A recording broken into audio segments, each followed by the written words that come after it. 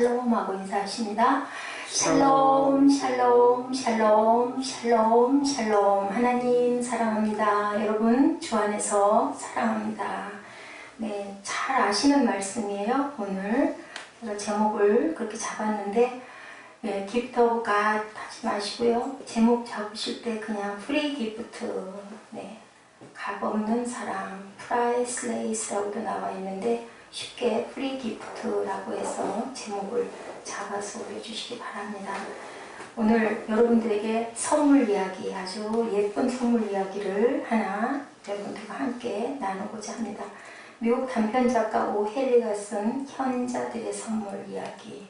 가난한 짐과 델라의 성탄절날 교환했던 선물 이야기, 여러분들 아마 아실지도 몰라요. 크리스마스 이브에 선물을 꼭 아내에게 주고 싶은데, 남편에게 꼭 선물을 사주고 싶은데, 부부가 너무 가난해서 마음은 정말 주고 싶은데, 우리가 또 여유가 있을 때는 그렇게 아주 소원이 되지 않은데, 없으면 오히려 또 소원이 더 일죠. 꼭 주고 싶은데 가진 건 없고, 생각도 못해서 아내는 자기가 아끼던 금발머리를 잘라서 그걸로 남편의 그 어른들부터 물려받은 금시계 시계줄을 큰 맘을 먹고 장만을 해서 이브에 주려고 다 보관을 해놓습니다. 남편은 남편대로 아내에게 선물을 사주고 싶은데 사줄 돈이 없어서 망설이다가 마지막 유물로 남겨주신 그 금시계를 팔아서 아내의 그 이쁜 금발머리를 빚을 수 있는 예쁜 빚을 마련해서 살았습니다. 그래서 이브날 그 빚과 시계줄을 둘이 교환을 하는데 어땠을까요? 예. 이미 필요가 없는 시계줄이고 필요가 없는 빚이 되어버렸지만 무엇이 남았을까요? 두 사람의 사랑의 마음이 남았어요. 이게 바로 주님이 우리에게 주신 사랑인 줄로 믿습니다. 성경에 보면 원리 페르시아에서 천문학을 연구하던 세박스들이 아기들의 탄생을 알고 동방에서 유향과 몰약과 황금을 가지고 그 예수의 탄생한 별을 바라보고 오죠.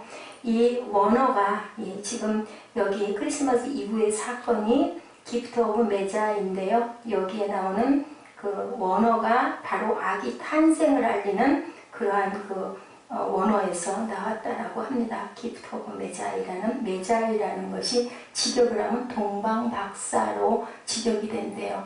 그럼 결국 뭔가요? 선물이죠. 네, 선물인데 주님께서는 우리에게 선물을 받으시려고 오신 게 아니라 동방박사들은 세 가지의 예물을 가지고 달려가서 주님이 탄생하신 것을 축하하고 송축했지만 사실은 주님께서는 우리에게 위대한 하나님의 선물을 가지고 오셨죠. 무엇으로?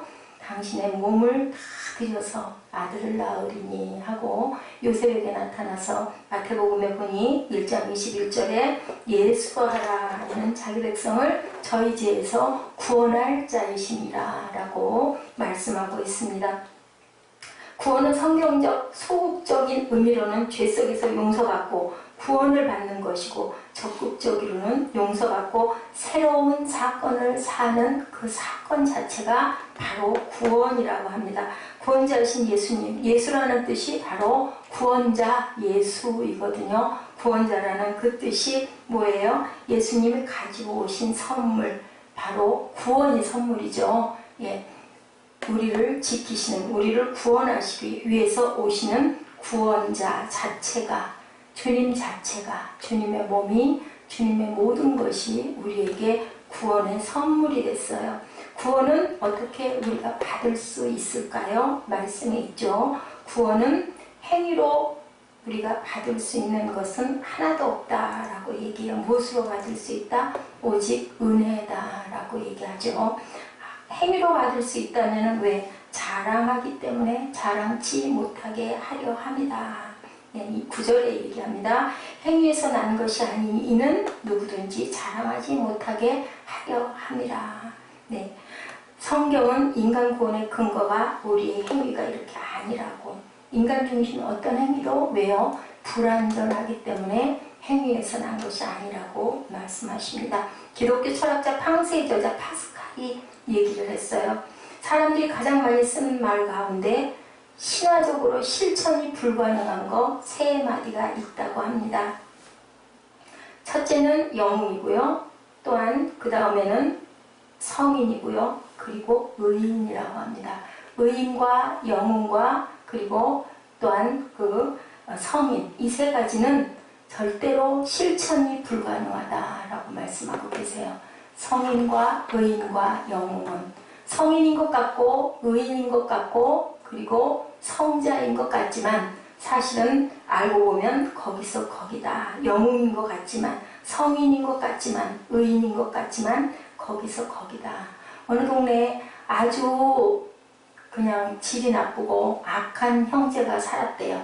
악한 형제가 살았는데 누가 돌아갔어요? 동생이, 아니 형님이 돌아가셨어요.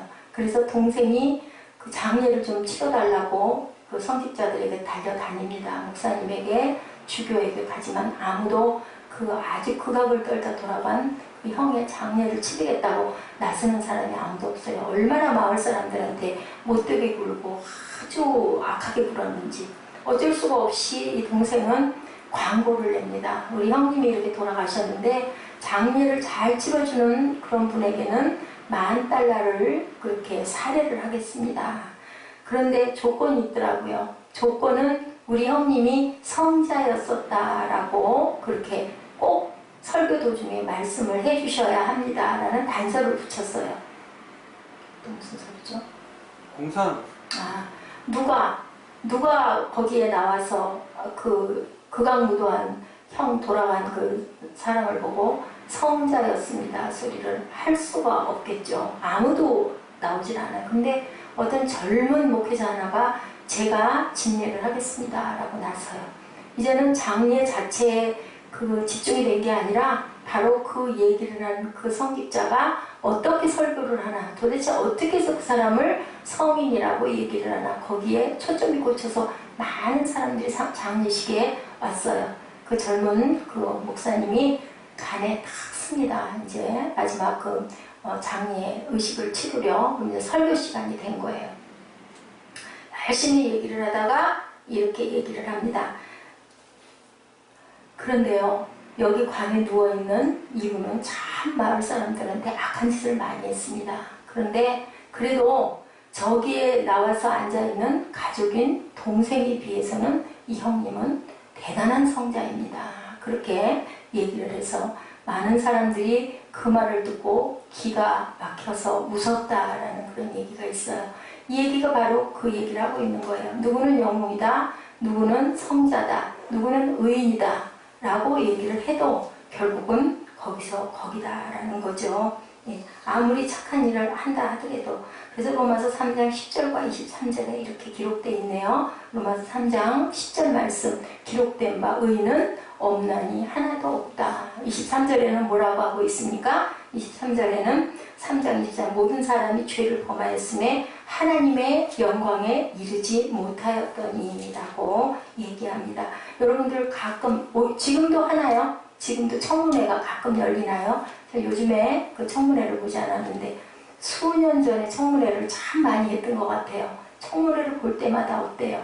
그 잘못한 비리들을 막 폭로해대죠. 그것에 대해서 또한 그 자기의 그 변명을 해야 될 그 청문회에 나오라고 해가지고 출두가 된 그 본인은 아주 그 유력한 정치계의 어떤 인사들이거나 뭐 심지어는 대통령들도 기자회견을 했던 기억이 제가 있습니다.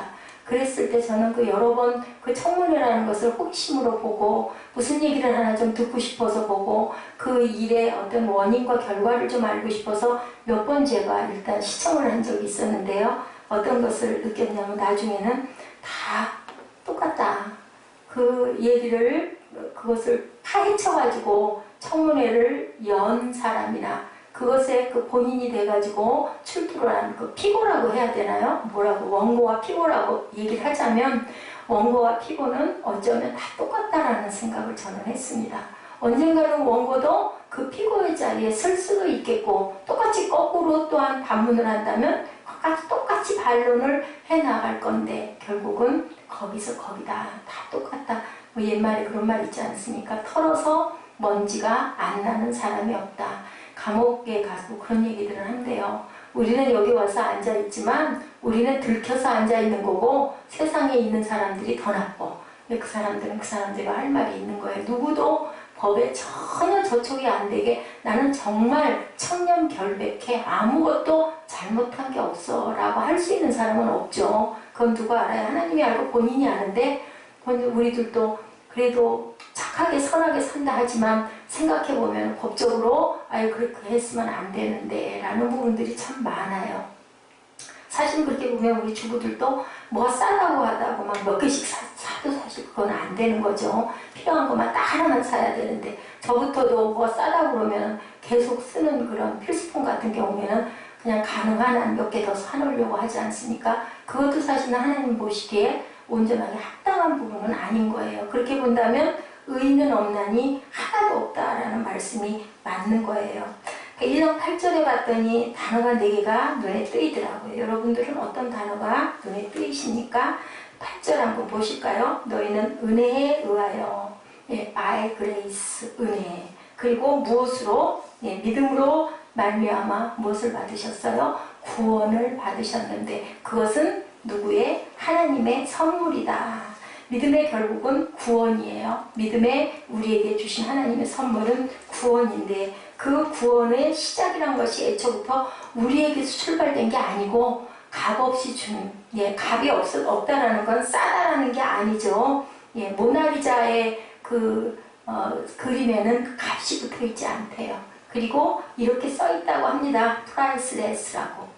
값이 없다라는 건 싼 값이 아니라 값을 매길 수가 없다는 거죠. 누구든 가장 높은 값을 내놓는 사람에게 주는 그러한 작품들인 경우에는 이렇게 값이 없다라고 그 전에 보면 프리텍스하고 올라와 있던 거 저도 본 것 같아요. 값이 없는 거예요. 필요한 사람이 얼마를 낼 건지 그럼 이제 경매가 붙죠. 서로 막 더 많이 내고 그러다가 낙찰이 되는 그런 것을 저도 본 적이 있는데요. 바로 하나님의 사랑의 그 십자가의 그 고형 형벌은 값이 없는 은혜로 우리에게 주신 거지 누구의 행위로 의하여서 구원받을 수 있는 사람은 아무것도 없다라는 거죠. 이 은혜와 믿음과 구원과 선물이라는 단어에 함축된 모든 것들 인간은 다 구원받을 수 있는 존재는 아니다. 아무리 건강하고 공부를 많이 하고 재산이 많고 학식이 풍부하고 지위가 대단하다 하더라도 인간은 인간이기 때문에 무엇을 느껴요? 허물을 느끼게 됩니다. 이것에서 우리가 탈피할 부분은 과연 무엇인가? 지난번에 우리 김종욱 형제님 말씀 제가 지금도 귀에 쟁쟁하게 들리는 것 같은데 모든 직장인들은 하루에도 몇 번씩 사표를 던져버리고 자유하고 싶은 충동을 수없이 느끼면서 하루를 살아간다라는 얘기를 저한테 들려주셨던 적이 있는 것 같습니다. 그럼에도 우리는 왜 참을까요? 살아야 되니까. 삶을 이어가야 되니까. 여기보다 더 나은 자리가 있으라는 보장도 없고 계속 그렇게 헤매고 다닐 수 없기 때문에 또 견디고 또 극복하고 그러면서 우리는 그럴 때 어디를 바라보고 가야 될까요? 하늘나라를 바라봐야 되겠죠. 내가 좀 더 평강하고 내가 더 하나님 은혜 안에 있어서 이걸 극복할 수 있게끔 직장을 다른 데로 옮긴다 해도 뭐 조금 나을 수도 있고 조금 못할 수도 있겠지만 우리가 삶에 있어서 힘들고 어려운 건 다 똑같아요. 그렇다면 가끔 후회되지는 않으십니까? 아, 내가 젊을 때 좀 더 앞을 더 길게 내다보고 더 많은 것들을 전문적으로 공부를 했더라면 지금보다 좀 낫지 않았을까 이런 생각을 할 수도 있을 거예요. 그래서 오늘의 내 모습이 바로 어제 내가 쌓은 것들의 결과다라는 얘기도 많은 분들이 하십니다. 그런데 그러면 뭐 하겠습니까? 거기에서 만족할 수 있는 사람은 아무도 없는 거죠. 또 그 자리에 있다 해도 그 자리에서 있는 고통은 또 고통으로. 그래서 고통의 멍게를 벗으려고 아까 우리 여러분들 찬양하셨죠? 예수께로 나온다. 왜냐하면 우리는 위로와 하나님의 그 보듬음을 받아야 우리가 세상에서 이기고 살 수 있기 때문에 그 힘을 받아야 되기 때문에 고통의 멍에를 벗으려고 하나님께 나오고, 주님께서 말씀하시죠. 내 멍에를 지고 나를 따르라. 내 멍에는 쉽고 가볍다 그랬어요. 멍에를 씌워주지 않겠다라고 말씀하시진 않았어요. 멍에는 써야 되되, 내 멍에를 따르고 나를 따라오면, 내가 하는 것 같이 따라오면 네가 훨씬 편하고 쉬울 거다. 내 멍에는 쉽고 가볍다라고 말씀하세요. 그래서 아들을 낳으리니 이름을 예수라 하라. 예수라는 뜻은 바로 구원자 예수라는 거죠. 예수님을 만나면 죄의 문제가 풀려요. 그런데도 불구하고 또 세상이다 보니까 우리의 약한 곳을 틈을 타서 그러한 사단이 일어납니다. 그럴 때 우리는 어떻게 해야 될까요? 네, 그걸 우리가 악을, 독을 뿜어내서, 제가 어젠가 그제도 새벽에 말씀드렸지만, 깨뜨리는 부분은 무조건 사탄이라고 보면 돼요. 깨뜨려지는 부분은. 연합되는 게 아니라 뭔가 헤집어지는 부분은, 아까 상황을 저는 모르겠습니다만은 무슨 소리만 들었을 뿐이지 무슨 이유인지는 모르겠지만, 사실은 서로 좋지 않은 의미로 했는데 중요한 건 방법에서 조금 문제가 있지 않았을까라는 생각을 합니다. 무의미한 삶에서 의미 있는 삶으로, 허무와 고독의 삶에서 우리는 기쁨과 감사의 삶으로 하나님이 불러내 주실 때, 그게 바로 하나님의 음성이구나 라고 들으시면 되고요.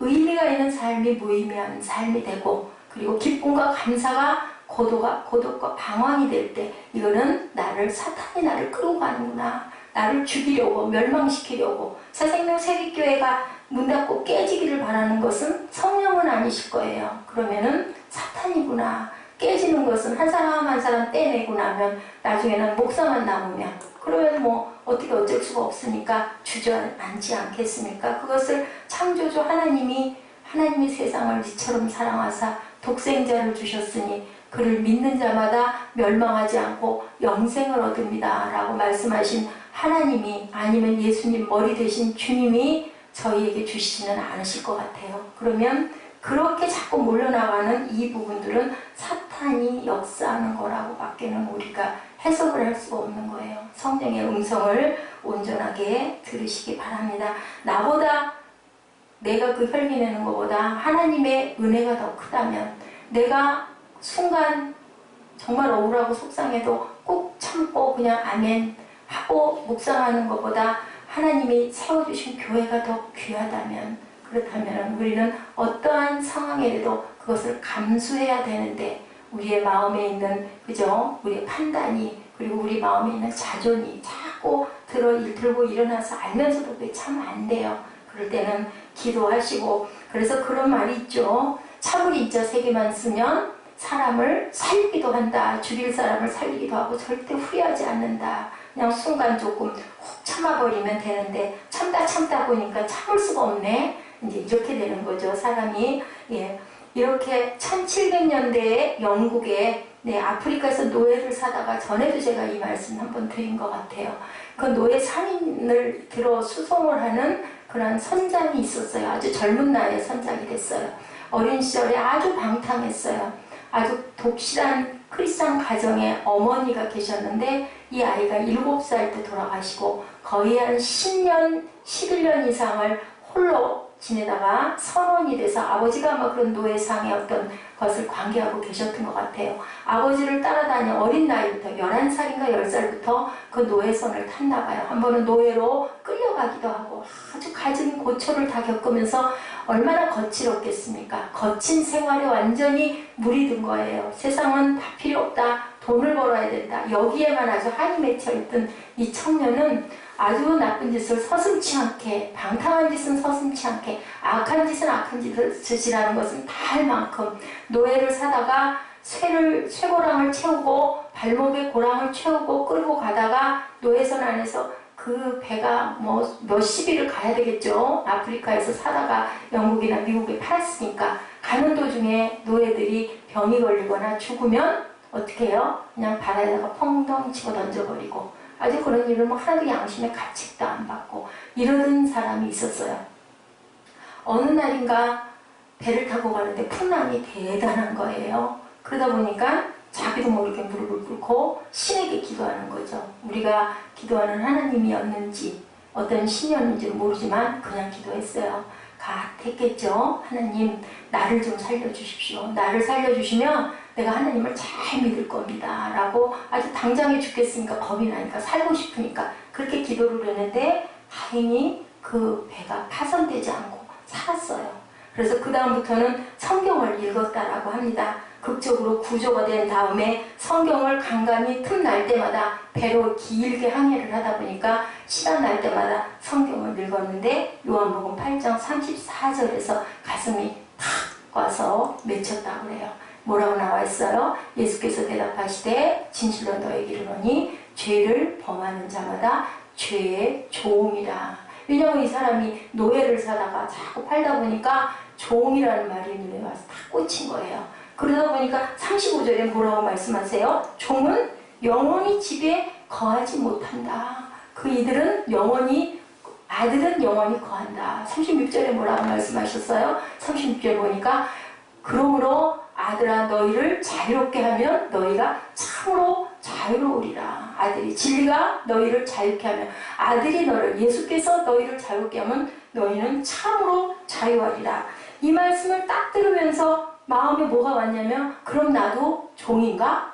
나도 종의 아들인가? 이런 마음이 가슴에 온 거예요. 그럼 나도 구원을 받지 못한단 말이야? 그럼 나도 죽을 수밖에 없단 말이야? 영원한 집에 거하지 못한단 말이야? 겁이 나잖아요.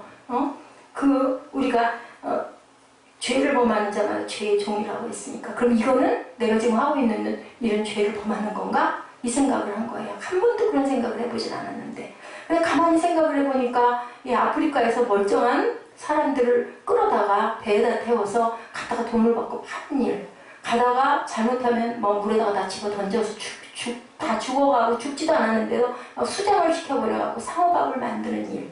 아무리 생각해봐도 이거는 착한 일은 아닌 것 같은 거예요. 선한 일은 아닌 것 같은 거예요. 이러다가는 내가 영원히 죽겠구나 라는 생각이 가슴에 확 들어온 거예요.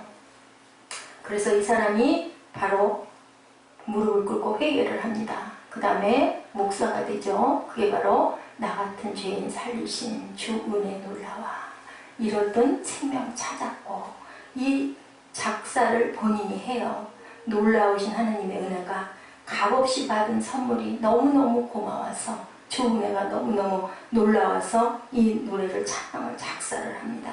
정말로 공짜로 프라이스레스죠. 값으로 따질 수 없는 이 선물을 주신 하나님의 은혜가 너무너무 놀랍다. 그래서 존 뉴턴이 이 작사를 해가지고 이 노래가 세계적으로 유명한 노래가 되죠. 굉장한 은혜들을 받습니다. 처음에 더구나 교회 오지 않는 사람들이 처음 교회 오면 이 노래를 부르면 다들 눈물을 흘려요. 하나님의 은혜가, 예수님의 은혜가 정말 놀랍고 깊구나라는 그러한 고백을 하게 됐다는. 그러니까 이렇게 굉장히 악했던 이 사람이 어느 날 그 배가 파선의 위기에서 구해지고 나서 어쩌다가 성경을 읽은 성경의 구절에서 요한복음 8장 34, 5, 6절 그 말씀에서 나도 그럼 죄의 종인가? 그러면 나도 구원을 받지 못하고 그 아들로 인해서만 내가 구원을 받을 수 있다는 말인가? 그러다 보니까 나 같은 죄인을 살리신 하나님의 은혜가 너무너무 귀하다. 이거는 무슨 은혜예요? 일반 은혜가 아니라 특별 은혜죠. 하나님을 본 거죠. 하나님을 알게 된 거죠.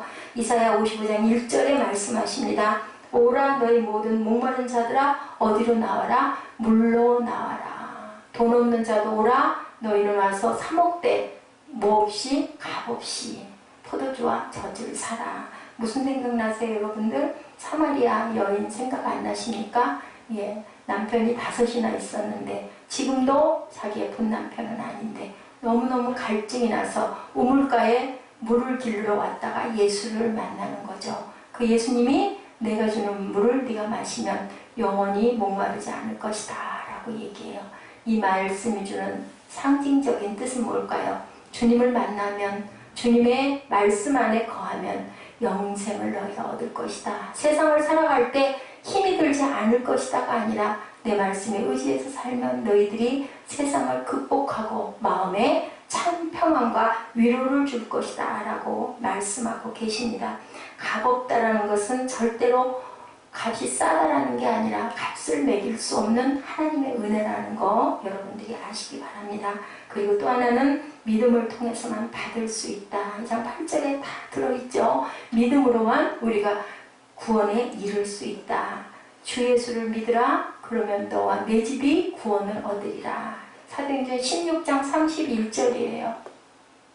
어떤 분들이 처음에 그 초청을 받아가지고 교회 나오면 그걸 또 걱정을 한대요. 그래, 내가 예수 믿는 건 믿는데 우리 집안 식구들은 아무도 예수를 안 믿는데 예수 믿고 부처 믿고 하면 집안이 깨진다던데 무너진다던데 나만 예수 믿으면 될 건가? 이런 생각들을 많이 한다는데 어때요? 한 사람이 예수를 믿어서 구원을 받으면 나머지 가족들이 분명히 하나님께 인도가 된다라는 거, 하나님의 은혜 안에 거할 수 있다라는 거. 여러분들 강도 얘기 아시죠? 주님이 가운데 매달리고 왼쪽에 있는 강도, 오른쪽에 있는 강도. 근데 그 신학적인 깊은 원어를 보면요, 왼쪽인지 오른쪽인지 그냥 우편 강도, 좌편 강도라고 표현했지만 그건 영적인 의미고 어느 편 강도인지가 확실하게 나와 있지는 않아요. 그런데 어땠어요? 두 강도가 똑같이 매달려 있는데 그때 그 로마법에는요, 보통 로마에 있는 사람들은 그래서 바울이 십자가 처형을 못 받은 거예요. 안 받은 거예요. 왜냐면 로마 시민이었기 때문에. 아주 극악무도하거나 반역을 일으키거나 그런 사람이 아니면 십자가 처형을 안 해요. 그래서 바울은 참수를, 목을 베는 참수를 받았는데 오죽이 나온 예수님이 십자가 처형을 받으려고, 왜냐면 반란을 일으켰다, 나라를 통째로 먹으려고 했다, 이렇게 반역죄로 몰아서 가운데, 그리고 양옆에 강도. 근데 어땠어요? 한쪽 강도는 나를 기억하소서 하고 얘기를 했잖아요. 근데 한쪽 강도는 막 비방했죠. 네가 예수야? 네가 하나님의 아들이야? 그럼 너 옷을 좀 뛰어내려보지 그래? 아주 비방을 했습니다. 끝까지. 그럴 때 예수님이 저들이 몰라서 그러니 용서하소서 하고 기도하죠. 그리고 한편에 있는 강도에게는 너와 내가 낙원에 있으리라. 여러분들 무슨 얘기를 제가 말씀드리고 싶으냐면, 이렇게 십자가 처형을 당하는 극악한 그런 죄인이라 할지라도 무엇으로만, 믿음으로만, 주님을 믿었잖아요. 십자가 선상에서 그 마지막 순간에라도 하나님을 믿으면, 내가 믿습니다, 믿나이다 라고 고백하면 우리는 낙원에 있을 수 있다라는 거, 구원을 받을 수 있다라는 거. 그것은 결국 선택은 내가 해야 된다는 거예요. 아무리 하나님이 구원해주고 싶어도 내가 손을 내밀지 않으면 주님이 붙들어 주실 수가 없다라는 거예요. 왜냐하면 하나님께서는 우리를 어떻게 만드셨어요? 로봇같이 만들지 않으셨어요. 너희가 선택해라.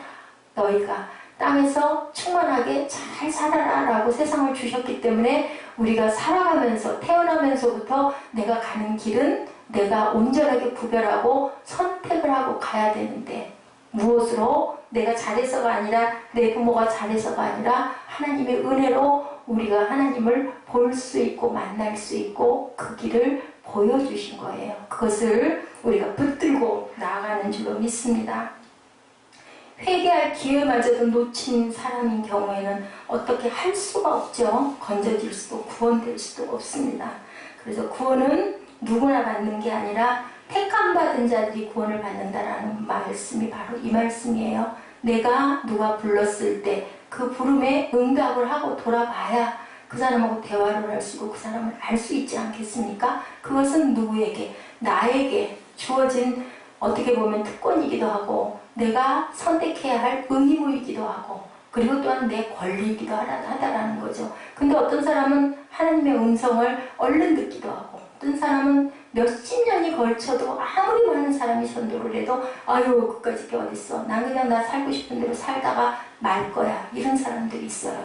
못 듣는 거죠. 왜 못 들을까요? 세상에 때가 너무 많이 끼어서, 아니면 자기의 아집과 고집과 욕심이 너무 많아서 결국은 못 듣고 못하게 돼요. 저도 어제 오늘 이 말씀을 준비하면서 많이 마음에 괴로움이 있었어요. 왜냐하면은 제가 요즘에 일주일에 한 번씩 박사원 공부를 하잖아요. 공부를 하는데 정말 그냥 별로 섞이고 싶지가 않은 거예요. 그래서 지금 몇 주일째 식사를 그냥 저는 안 가요. 뭐 사실이기도 하고 거짓이 아니기도 하고 다리가 좀 아픈 부분도 있고 불편한 부분도 있는데 밑에까지 걸어 내려갔다 올라오려면 다리가 많이 아파요. 그 꼭대기에 계단이 너무 가파라가지고 거기도 언덕이어가지고 내려갔다 올라오는 것도 그렇고 아이고 그냥 그 간단하게 그것도 사실은 또 식비도 한 번씩은 나도 또 내야 되는 부분들도 조금 부담도 되고 그냥 나 먹는 거 간단하게 조금 해갖고 가서 먹으면 되니까 또 다 나가는 시간에 좀 조용하게 혼자 있을 수도 있고 근데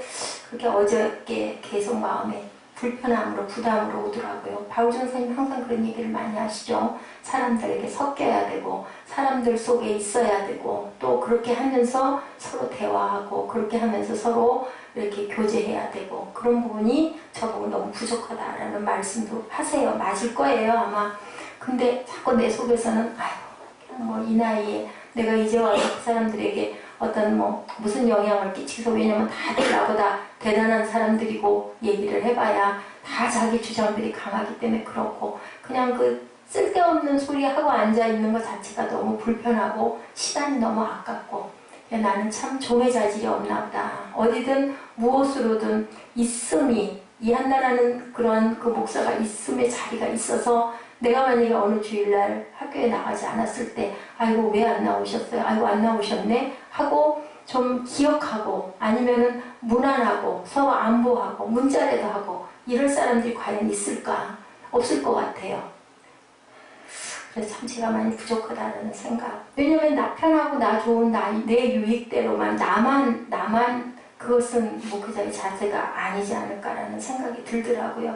예수님의 십자가를 항상 우리가 생각을 해야 될 거예요. 예수님은 예수님 자신 때문이 아니라 나랑 아무 상관이 없는 인류를 구원할 하나님의 뜻에 완전히 순종하기 위해서 아시고 오셨죠. 십자가의 못을 박혀 오셨어요.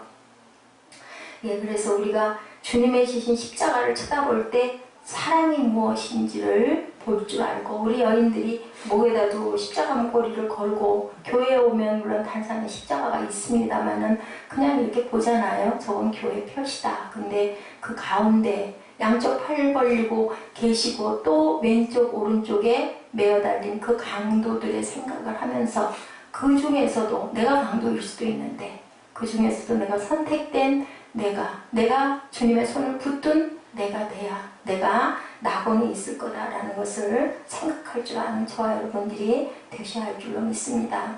요즘에는 대단한 그 공부를 많이 하고 세상적으로 약간 명성이 있고 아니면 좀 책을 쓰고 이런 분들이 목사님 되시는 분들이 많아요. 그렇게 되다 보면 은혜가 되니까 많은 사람들이 또 교회를 찾기도 하죠. 그래서 아마 개척을 하시면 그런 부분들은 상당한 도움을 받으시겠구나 부러운 마음도 들어요.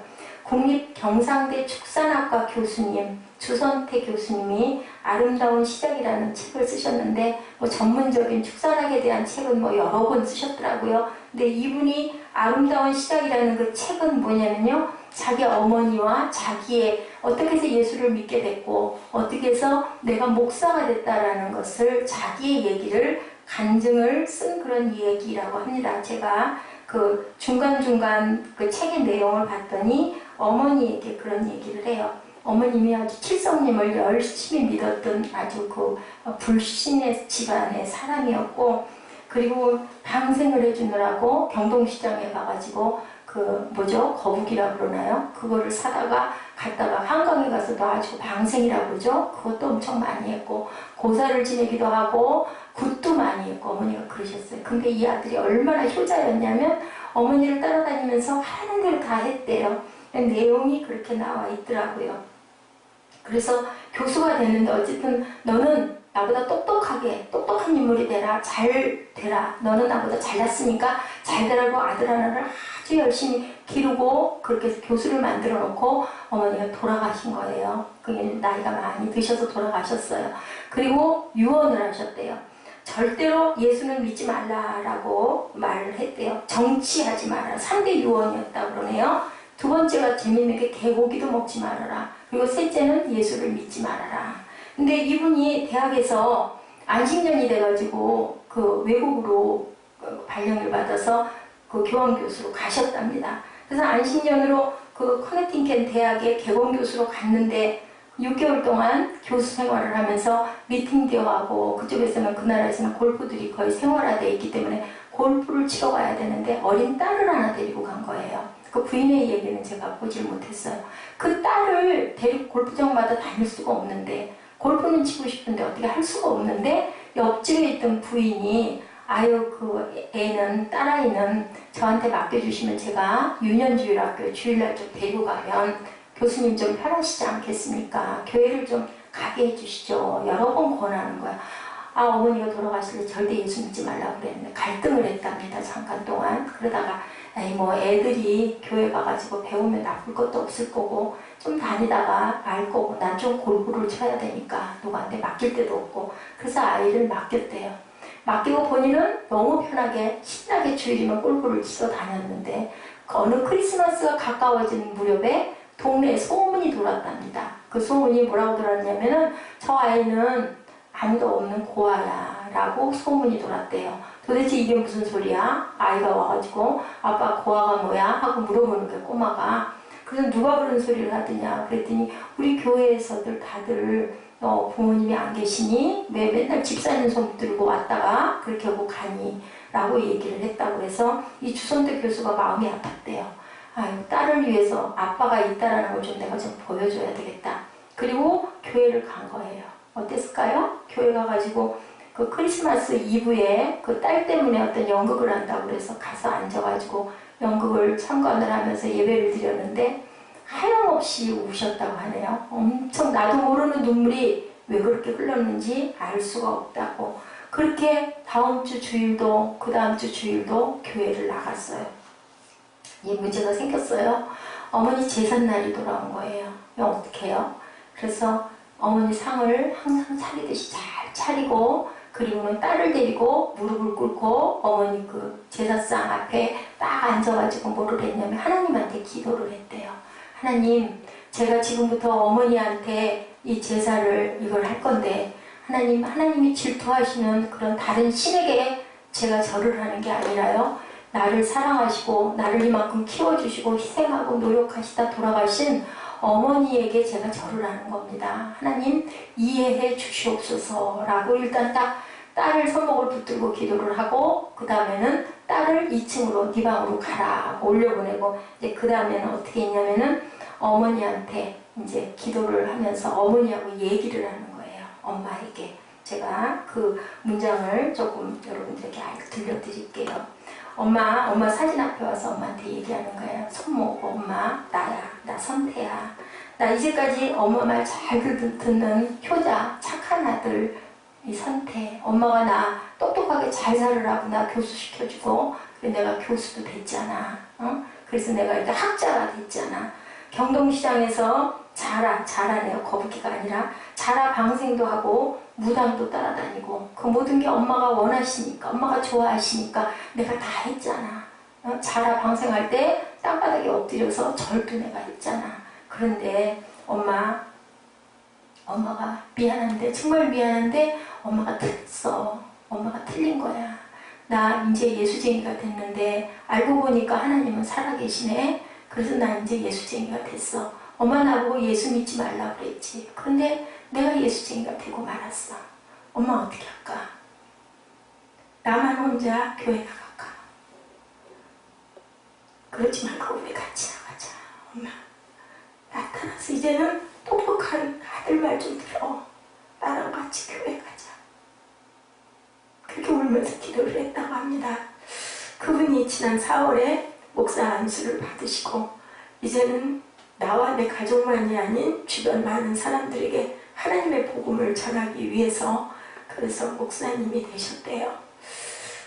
저는 이 책의 내용을 간단하게 줄거리를 읽으면서도 눈물이 나고 가슴이 메었는데 지금도 제가 가슴이 메이고 눈물이 납니다. 가족, 제일 중요한 게 가족이거든요.